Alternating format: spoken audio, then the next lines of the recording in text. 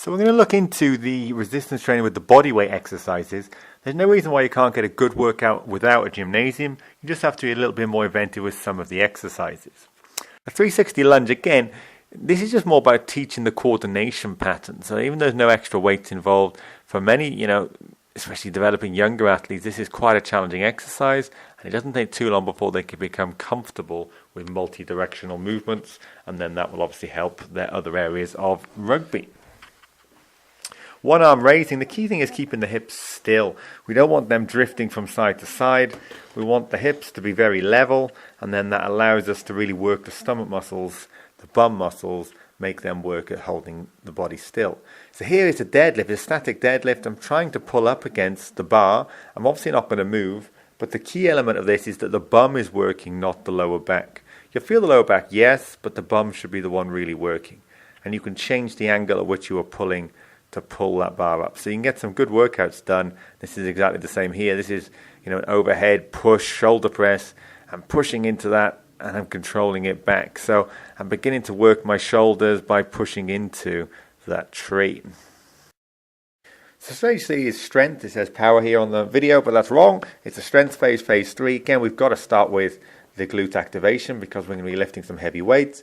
So we're going to do partial one-legged squats. So we're holding on, the idea being that the more we hold on, the lower we can get. If you have a slight pause at the bottom, it will really get in there.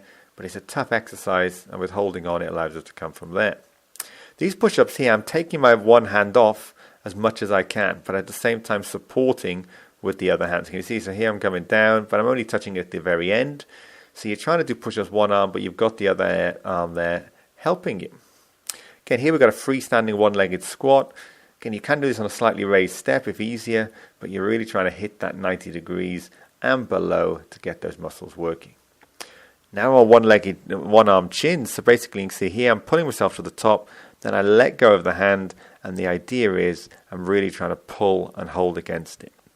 Now bear in mind, this is only a certain strength level. If you can only do 2 chins, then you don't need to be doing this. You need to just be working your chins, because the idea is to add a steam between 4 to 6 reps. So here I'm showing you advanced levels, but if your special player isn't up to those standards yet, you just go back to the more basic, simpler form of the exercise. You can see it's real challenging. I'm struggling on this because it's just one-armed eccentric chins. Then we're back to the deadlifts. So again, I'm really trying to pull, really trying to get the bum muscles working. You'll often find the back kicks in and the bum is doing nothing. We really want to get these legs going. So again, we're going to pull for 3 to 5 seconds. Then we stop. 3 to 5 seconds, then we stop, and we're only doing 4 to 6 reps. Be careful of getting dizzy, just really tune into what's going on. Then we've got upside down push-ups, so assuming our strength is there, and then again, we're trying to really work those shoulder muscles. Remember, it's just for 4 to 6 reps, it's a strength phase, so we can feel that working through. Again, not an easy exercise, and certainly not for everybody to do, so remember, as I said, if you find the 45-degree exercise you saw in the hypertrophy phase is difficult, then stick with that one. Then we do a gym session. So with the bum awake, we can now feel the bum on the split squat. You want to really feel this on the right bum here, the front side. This is where you want to feel it working. And again, notice you do not go too low on a split squat. You're not going to get as low as you do on the squats. Here is a simple bench. Due to, I'm not using the biggest weight ever here, but you can see the technique is just from nipple level to the arms straight. One-legged squats, very difficult. A lot of athletes will have trouble getting to grips with this with balance and strength.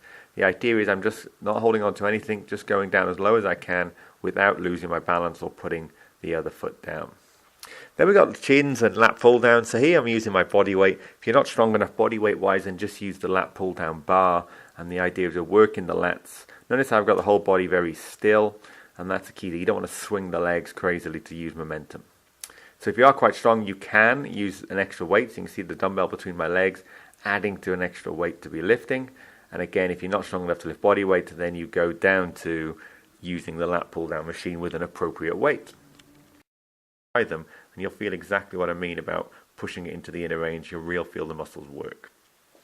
So phase 2, we've got an upper and lower body split. So the upper body, we're starting out with stuff on the chest. So here we are, bench press flat. Then we're going into the bench press incline to work more of the upper chest.